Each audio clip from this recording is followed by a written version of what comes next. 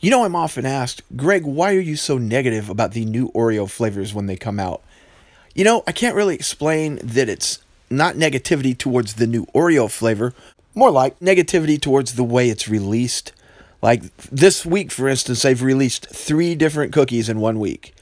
While that sounds great, there's no time to enjoy, there's no time to take them in. You may not have the money to spend on every one of them. And then if you do like one of them, guess what? You go back to the store to buy it again, it's gone. So it's kind of like, what is the point? If it's to sell cookies, releasing 3 different brands of cookies with little or no fanfare in 1 week, not good marketing. You might wonder what I'm doing at the beginning of this video. Well, you know, this video wasn't supposed to happen. It's not supposed to exist. Oreo kettle corn. I feel kind of lied to. Bamboozled. Hoodwinked. Kept in the dark. Oreo thin salted caramel.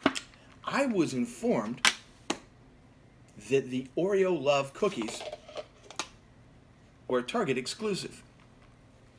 Now I know what you're thinking. Greg, what does that have to do with you putting a lot of ice cream in a WrestleMania 32 glass or tumbler? Well, you see, I have different ways of coping with things.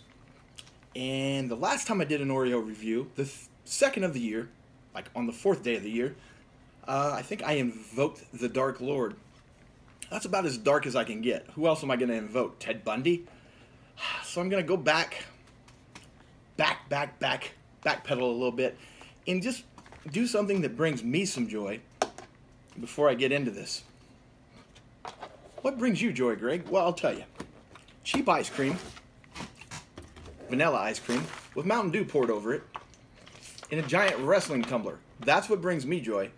You don't get to be 700 pounds, such as myself, and enjoy healthy things. Besides, flat Mountain Dew doesn't matter. It's going in the ice cream and going to be flat anyway. Oreo O's. It's a cereal. All that Mountain Dew stuff that we're always talking, it's real. Firework Oreo. Long story short, I have a sickness. There's a particular place in my local Walmart where they keep the newest of the new Oreos, and I go buy it every day regardless of if there's supposed to be Oreos out, if there's not. Jelly Donut Oreo. But today, I'm driving by secure in the knowledge there won't be any new Oreos sitting there because these, according to the people online, and you know those people, some of them reside on YouTube, are a Target exclusive. Well, imagine my surprise. Mississippi Mud. So here we are the first week of 2019, and we are now up to 3, count them 3, Oreo reviews. Is it any wonder I have a drinking problem? I would call giant tumblers full of crappy ice cream and Mountain Dew a drinking problem any day of the week. Let's get to the close-up. Oreo ice cream bar. Let's see what beloved institution Oreo was too cheap to pay off this time. You remember Fruity Pebbles, Nutella, etc., etc.? I think this time they're ripping off sweet and tangy, the little hearts with the crap printed on them. Oh yeah, and Oreo's gonna just go ahead and rip it all off and have cookies with crap printed on them. Tremendous. Swedish Fish Oreo. So this is one of those useless voiceovers where I pretty much just say what you're seeing because you know exactly as much as I know. We're both seeing the same thing. You know, there's a package. It says Love Oreo. Supposedly they're hard to get. You flip it over. Shows you there's some designs on the cookies. And when you open up the cookies, sure enough, those designs are there. But wait, there's even more voiceover work to be done. Now I'm voicing over opening a package of cookies and then taking them out one by one and looking at the message on the cookie. Boy, I have really hit bottom. Dunkin' Love. The XOXO Oreo, and yeah, whatever. The secret to the perfect Mountain Dew float, it's not a float though, because I'm going to blend it. The secret is, you mix it up until it becomes like one. You don't want any chunks floating. I believe that's what I'm trying to say here. No floating chunks.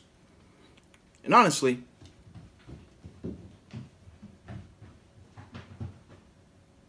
as with my cat, she's more excited about her tail I'm more excited about this milkshake. But let's just get to it. Choco chip Oreo. I don't know where I've interspersed it in, but I'm sure I have. As you can probably tell now, I have my reasons for being less than excited about a new Oreo. Yeah. All right, we're going to eat 3 of these bad boys. Cookie one. Hey now. Hey now. I didn't cheat ahead of time and look at other people's work because I didn't expect to do this, so I knew nothing about it. Mocha Oreo. But what I will say is I really honestly thought these were going to be the next in the long line of, I don't know, Halloween Oreos. They're orange, but they're Oreos. Ooh, how about springtime Oreos? Those are a great ripoff. They're yellow, but they just, or back to school Oreos. I thought it was going to be one of those lame things where they just made it red. Honestly. No. As I stated earlier, when I saw the packaging, it looked like the little hearts. It's a complete ripoff. They're just not going to give them the money. Second cookie.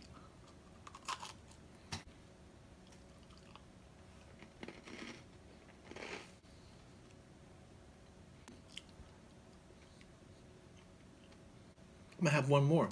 That should tell you something about the grade. I like these so much that when this review's over, I'm going to hide them.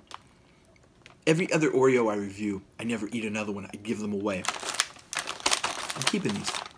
They're mine. I'm shocked. Absolutely shocked. I guess if you do enough reviews, you got to find some you like. Right this moment, I don't know where this places in my pantheon of great Oreo cookies. But you know, you got to take like the plain and the plain double stuff, and then like the golden plain, just anything plain, you got to take that out. So off the top of my head, it's going to be top 4. Right now my top 4 is limeade, fruit punch, lemon, and love Oreo at the moment. I'm going to have to go back and do a little research a little more thoroughly, but I think it's very safe to say this is a top 5 item for me. Amazingly, because I did not want it, did not have any faith. You know, sometimes when you're not looking for a miracle, one looks for you. I give the Love Oreo a 95. But I will warn you, the flavor is candy flavored, absolute candy. It's not like, it doesn't lend itself so much to you wanting to have a glass of milk with it. But I could do it. But it goes really good with a Mountain Dew ice cream milkshake. And you know, my 95 on this, people are really weird about their Oreos.